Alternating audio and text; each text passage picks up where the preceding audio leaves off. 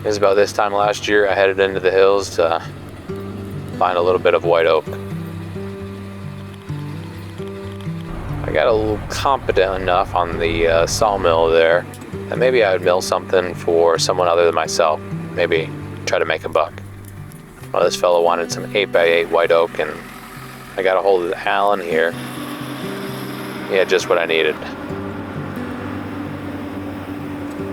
Nice. You look at the old leaf springs there, weight is definitely an issue here. White oak is between 5 and 6 pounds per board foot wet. Each of these logs, the small ones, probably about a 75 to 100 board feet. Doyle scale, depends what you scale it at. Ooh, that could be up to 400 to 500 pounds per log.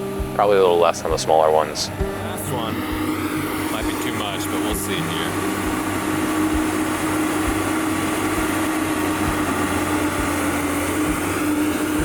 I think so, yeah.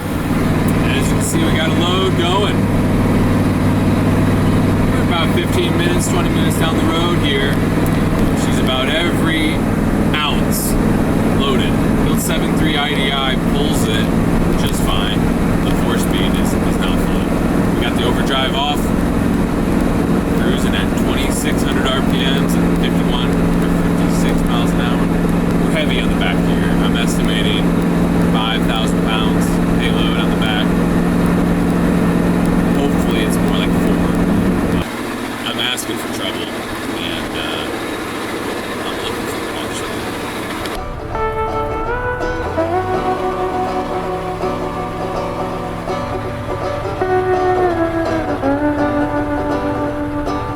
Took a break halfway up the mountain here.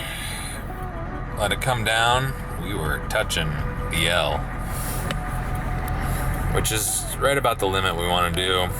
We got to get a better fan on this thing here, but we're going to drop into 4 low with the front unlocked. 4 low will hopefully get us more like 30 mile an hour. Excuse me. We'll see. It's all an experiment. Yeah, the old Ford 7.3 indirect injection only creates about 180 horsepower from the factory. About 350 foot-pounds of torque, but holy moly is this thing a dog. Well, the tires did good. 11 logs. Man, I have no idea how much it weighs. More than it should.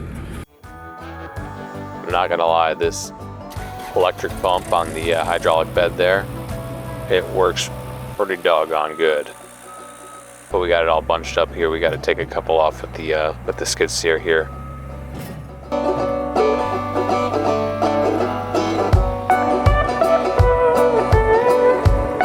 Let's try it again.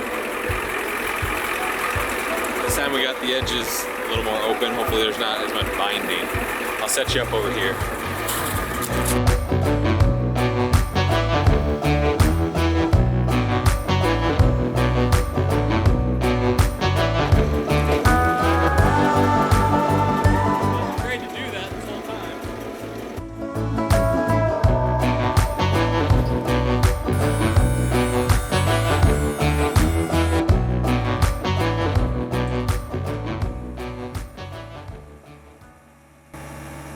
Now these are definitely lower grade logs. That's why they were such a deal.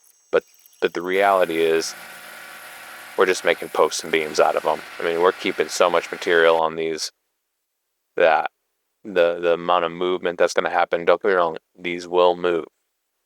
It's amazing what oak will do.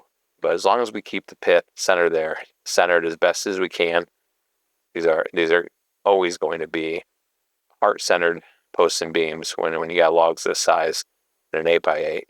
But even with the knots and things like that for the low grade nature of this log, tons of structure. The Royal Navy built their ships out of white oak for a reason, baby. Now, I mentioned earlier, as I said, this is all an experiment, and I was driving the truck back with these logs, and that's exactly what it is. This is all just an experiment to see if I can make a product, if I can make money with this sawmill, and if it's something that can actually be a living. And it's definitely hard work. I'll tell you that.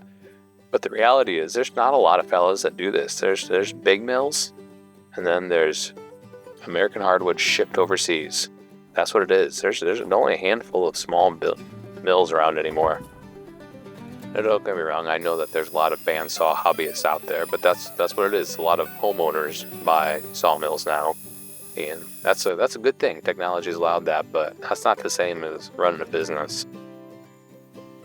The amount of infrastructure you need to even move logs to the mill, much less have the mill run, much less fix the mill when it breaks, much less fix the truck and the skid steer. And it's gonna break again because trees are doggone heavy, man. And they are mean.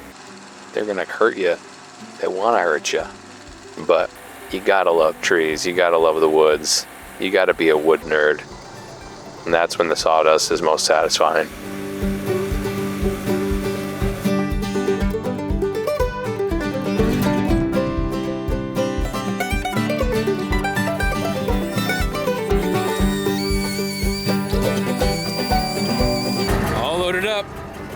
For better or worse, let's write on these boards what they are here. Up to 10.8, there's 8 of them.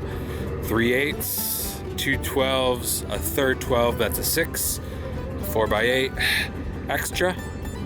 Because these two 4x8s have a little void here, but after a few inches it's clear. Then there's a little void in the middle. In case he doesn't want that, he's got an extra right here. So, ready to rock. Overheat the transmission. The transcooler on these old 4-speed E40Ds is just so small. They really need a big one. The 7.3 transcooler is not much bigger. Power Stroke 7.3, but 6.0 transcooler is pretty legit. It's a good upgrade for a 7.3 Power Stroke, and it'd be a good upgrade for this old IDI transmission as well. The E40D. It'll give me a lot more confidence that it's staying cool. There's no temp gauge for the transmission as well. These bumps, man. It's definitely white knuckle driving,